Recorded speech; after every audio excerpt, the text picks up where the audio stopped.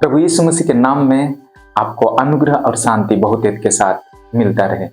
जब क्रिसमस सामने होता है, हम तरह तरह का तैयारी करते हैं क्रिसमस के लिए। घरों का साफ सफाई, नए नए कपड़े खरीदना और क्रिसमस के दिन तरह तरह के पकवान बनाकर एंजॉय करते हैं, नाच गान करते हैं।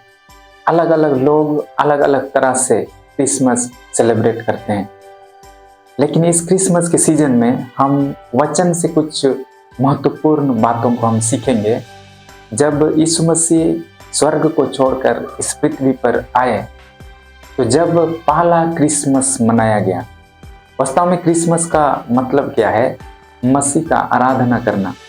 तो जब उन्होंने पहला क्रिसमस मनाया तो किस तरह से मनाया और क्रिसमस हमें किन चीज़ों को बताता है, इन्हें समझना बहुत ही जरूरी है।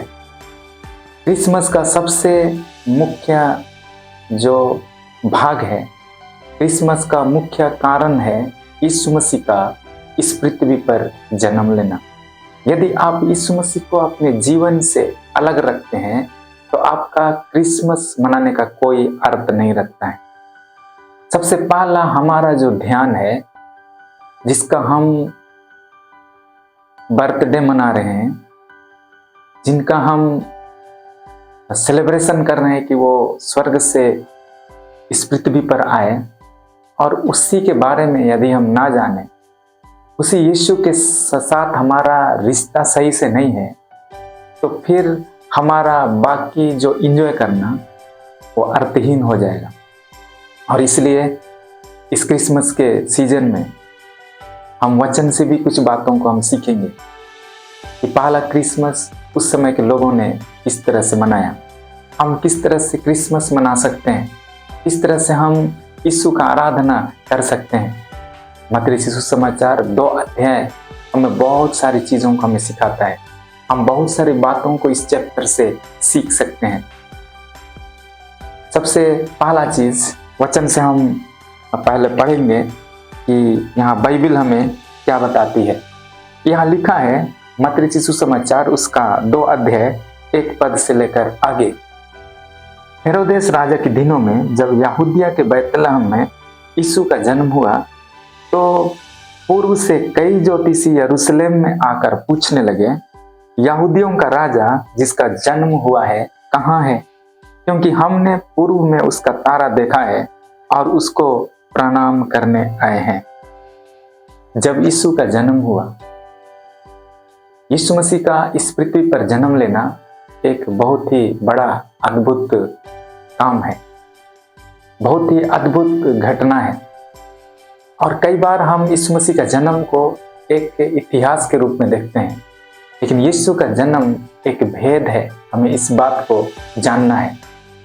जब मनुष्य पाप में चला गया, परमेश्वर से रहित हो गया, परमेश्वर से दूर चला गया, परमेश्वर मनुष्य को यूं ही नहीं छोड़ा। परमेश्वर मनुष्य से प्रेम किया और मनुष्य के साथ फिर से रिश्ता जोड़ने के लिए उसने अपना एकलौता पुत्र यीशु मसीह को इस धरती पर भेजा। और इसलिए यूहन्ना 3 अध्याय और उसका 16 पद में लिखा है कि परमेश्वर ने जगत से ऐसा प्रेम रखा कि उसने अपना एकलौता पुत्र दे दिया, ताकि जो कोई उस पर विश्वास करे वह नष्ट ना हो परंतु अनंत जीवन पाए। यीशु मसीह का इस पृथ्वी पर आना परमेश्वर का प्रेम को दिखाता है।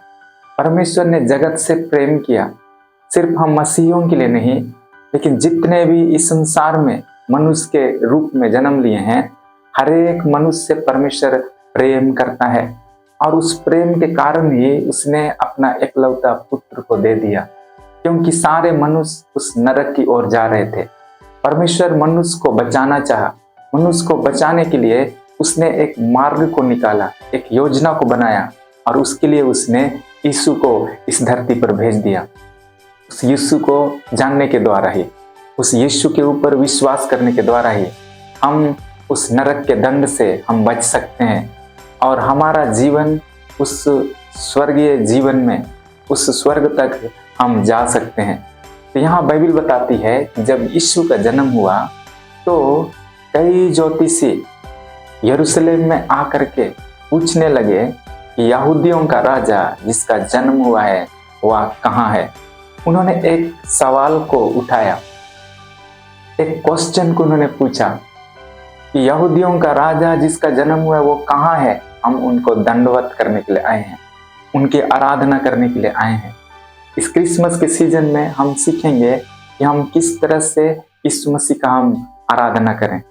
आराधना हमारे जीवन के लिए बहुत महत्वपूर्ण स्थान रखता है। एक मसीही होने के कारण आपके जीवन में आराधना का होना जरूरी है। आराधना कोई संगीत नहीं है, आराधना कोई म्यूजिक नहीं है।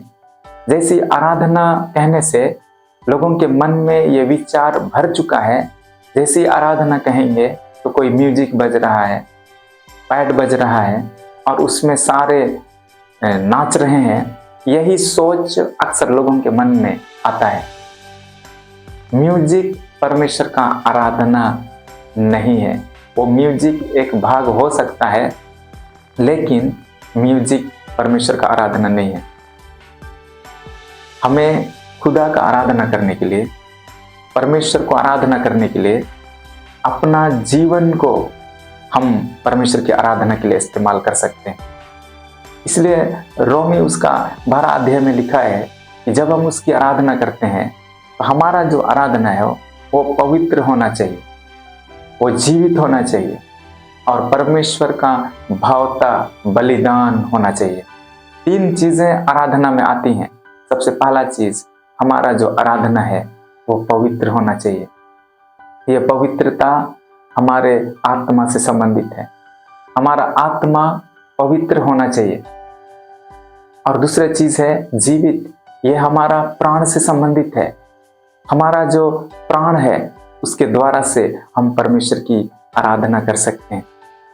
और तीसरा चीज है परमेश्वर का भावता बलिदान। जब हम अपने कामों के द्वारा परमेश्वर की आराधना करते हैं, जहाँ जो पुराने काम है, पुराने रीति रिवाज हैं, पुराना हमारा काम है, हमारा चाल चलन, हमारा बोली वचन, इन सारी चीज़ों को बलिदान करके यीशु मसीह को, परमेश्वर पिता को, पुत्र यीशु मसीह को और पवित्र आत्मा परमेश्वर को अपने जीवन में लेके आना, वही आराधना है। यदि हम आराधना करते हैं तो आराधना में सिंहासन पर परमेश्वर होना चाहिए। यदि हम आराधना करने के लिए गए हैं और जिस स्थान पर परमेश्वर होना चाहिए वहाँ यदि परमेश्वर है ही नहीं तो हम किसकी आराधना कर रहे हैं, कैसे आराधना कर रहे हैं। और इसलिए सबसे पहला चीज, हमें परमेश्वर को ढूंढना जरूरी है कि वो परमेश्वर कहाँ है, वो परमेश्वर को कहाँ होना चाहिए। क्या परमेश्वर मंदिरों में रहता है? क्या परमेश्वर किसी जंगल में रहता है? नहीं, परमेश्वर का वचन में लिखा है कि क्या तुम नहीं जानते कि तुम परमेश्वर का मंदिर हो और परमेश्वर का आत्मा तुम्हारे अंदर वास करता है। परमेश्वर हमारे जीवन में वास करता है। परमेश्वर का योजना है कि वो हमारे जीवन में वास करे, हमारे जीवन में वो रहे। और इस बात को हमें जानना है, इस बात को हमें ढूंढना है कि क्या परमेश्वर हमारे जीवन में है। किस तरह से हम ढूंढ सकते हैं? वचन के द्वारा हम परमेश्वर को अपने जीवन में ढूंढना है। क्या वो परमेश्वर हमारे जीवन में है, हमें खोजना है। आज लोग तरह तरह की चीज़ों को इस पृथ्वी पर ढूंढते हैं। साइंटिस्ट नए नए चीज़ों को ढूंढते रहते हैं। इसी तरह से कई सारे लोग कई सारी चीज़ों को इस पृथ्वी पर ढूंढते हैं। लेकिन यदि हम परमेश्वर का आराधना करना चाहते हैं तो हमारे जीवन में सबसे पहला इम्पॉर्टेंट चीज़ है परमेश्वर को ढूंढना अपने जीवन में। क्या हमारे जीवन में वो परमेश्वर है? परमेश्वर का स्वभाव हमारे जीवन में है? इसको वचन के द्वारा हमें ढूंढना है। हमारे जीवन का 3 भाग है, आत्मा, प्राण और शरीर। इन तीनों में परमेश्वर का स्वभाव को हमें ढूंढने की आवश्यकता है। पवित्र आत्मा को हमें अपने आत्मा में ढूंढने की आवश्यकता है। पवित्र आत्मा का स्वभाव हमारे आत्मा में आने की जरूरत है। हमारे प्राण में यीशु मसीह का स्वभाव आने की आवश्यकता है। हमारा प्राण अर्थात हमारा इच्छा, हमारा भावना, हमारा बौद्धिक भाग, जहाँ हमें यीशु मसीह के स्वभाव को लेकर के आना है, यीशु मसीह के स्वभाव में हमें बढ़ना है।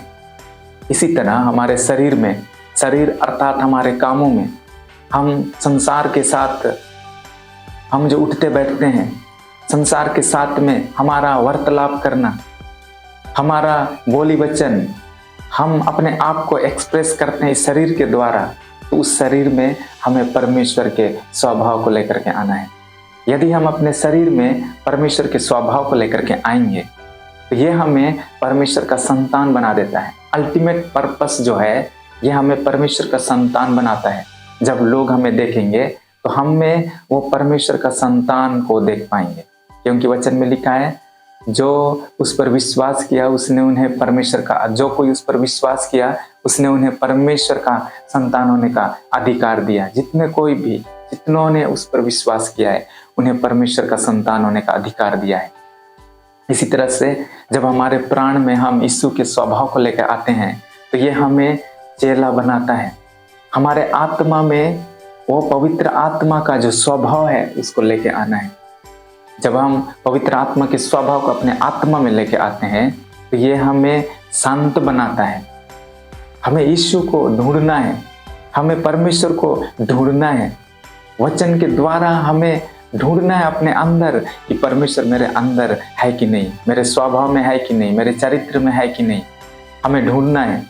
बाइबल बताती है कि जब ज्योतिषियों ने किसी तरह से यीशु मसीह के जन्म के विषय में जाना तो वे दूर से, हम नहीं जानते हैं कितने दूर से वो आए, कई मीलों दूर से वो यरूशलेम में आए और वे ढूंढने लगे कि यहूदियों का राजा जिसका जन्म हुआ है वो कहाँ है। मैं आपसे एक प्रश्न पूछना चाहता हूँ। हमारे सामने क्रिसमस का त्यौहार आ रहा है। इस क्रिसमस के त्यौहार में आप क्या ढूंढ रहे हैं? क्या आप अपने लिए महंगे महंगे कपड़े पहनने के विषय में, खरीदने के विषय में आप सोच रहे हैं, ढूंढ रहे हैं? क्या आप अपने घरों की साफ सफाई में अपने जीवन को बिजी में रख रहे हैं, या और भी चीजों को इस संसार में आप ढूंढ रहे हैं? बाइबल बताती है क्रिसमस के पहले सीजन में उन्होंने क्या किया। जितने ज्योतिषी थे, जितने बुद्धिमान थे, उन्होंने यरूशलेम में आकर यीशु मसीह को ढूंढा। वो कई दूर से मेहनत करके, कई सारी चीजों को छोड़ करके, अपने घर को छोड़ करके, अपने लोगों को छोड़ करके, कई सारी सुख सुविधाओं को छोड़ करके उन्होंने यीशु मसीह को ढूंढने के लिए यरूशलेम में आए। हमारा पहला जो चीज हमें करना है वो यीशु मसीह को ढूंढना है। जब वो यरूशलेम में आए, उन्होंने वहाँ लोगों से पूछा कि यहूदियों का राजा जिसका जन्म हुआ है वो कहाँ है। यरूशलेम के लोग प्रभु के लोग थे। यरूशलेम के लोगों के पास व्यवस्था था। यरूशलेम के लोगों के पास में यीशु मसीह के जन्म के विषय में भविष्यवाणी की बातें थी, लेकिन उनको पता नहीं था। वे आराम से सो रहे थे और उसी बीच में जब ज्योतिषी आकर के उनसे पूछने लगे कि यहूदियों का राजा जिसका जन्म हुआ वो कहाँ है, तो बाइबल बताती है, जब हम मत्ती 2 अध्याय और उसका 3 पद को पढ़ते हैं, यह सुनकर हेरोदेस राजा और उसके साथ सारा यरूशलेम घबरा गया। पूरा हेरोदेस और उसके साथ पूरा यरूशलेम इस सवाल को सुन करके घबरा गए, क्योंकि उनका मन एक आने वाले मसीहा के लिए तैयार नहीं था। उनका जीवन एक आने वाले मसीहा के वेलकम के लिए तैयार नहीं था। उनका मन संसार की बातों में लगा हुआ था। उनका जीवन संसार की बातों में लगा हुआ था। उनके पास व्यवस्था तो था, उनके पास में बाइबल तो था, लेकिन उस बाइबल को वो एक धार्मिक किताब के रूप में पढ़ते थे। उस बाइबल को बस एक ज्ञान के रूप में पढ़ते थे। उन्होंने कभी उस बाइबल के द्वारा खुद को जानने का प्रयास नहीं किया। उस बाइबल के द्वारा परमेश्वर को ढूंढने का उन्होंने प्रयास नहीं किया। आज भी, आज के इस शताब्दी में भी यदि हम मसीहों को देखें तो उनके पास बाइबल तो है, लेकिन फिर भी उनका जीवन बदला हुआ नहीं है। उनका जीवन में परमेश्वर का स्वभाव नहीं है, क्योंकि वे वचन के द्वारा अपने आप को ढूंढने का प्रयास नहीं करते हैं। वचन के द्वारा अपने जीवन में यीशु को ढूंढने का प्रयास नहीं करते हैं। जब तक हम प्रभु को अपने जीवन में नहीं ढूंढेंगे, हम उसकी आराधना कदापि नहीं कर सकते हैं। दाऊद एक बहुत ही अच्छा आराधक था। उसने भजन संहिता में कई गीतों को उसने लिखा परमेश्वर की आराधना के लिए। उनके गीतों में आप एक चीज को पाएंगे कि वो परमेश्वर को ढूंढने वाला व्यक्ति था। परमेश्वर के लिए उसका मन प्यासा था, परमेश्वर के लिए उनका दिल परमेश्वर को ढूंढता था। और इसलिए उसने लिखा है कि जैसे नदी के जल के लिए हिरन हाँफती है, वैसी है परमेश्वर, मैं आपके लिए हाँफता हूँ। जब वो उस जंगल में वो भागा भागा फिरता था, उन दिनों में उसने कहा कि मुझे याद आता है जब मैं भीड़ के साथ परमेश्वर के भवन को जाया करता था। वो परमेश्वर को ढूंढता था अपनी जिंदगी में। मेरे प्रिय मित्र, क्या आप अपनी जिंदगी में परमेश्वर को ढूंढते हैं? आज आपके लिए और मेरे लिए ये प्रश्न है, यहूदियों का राजा जिसका जन्म हुआ है वो कहाँ है? क्या वो आपके जीवन में है? क्या वो आपके परिवार में है? क्या आपके स्वभाव में है? हमें वचन के द्वारा परमेश्वर को अपने अंदर ढूंढने की आवश्यकता है और तभी हम उस परमेश्वर को आराधना कर सकते हैं। परमेश्वर आपको बहुत ही अच्छे आशीष देने पाए। कंटिन्यू हम अगले एपिसोड में आगे के वचनों को हम देखेंगे। आप जरूर इस अध्ययन के साथ जुड़ें और अपनी जिंदगी में एक नए अनुभव को आप प्राप्त करें और दूसरों को भी ये संदेश पहुंचाएं।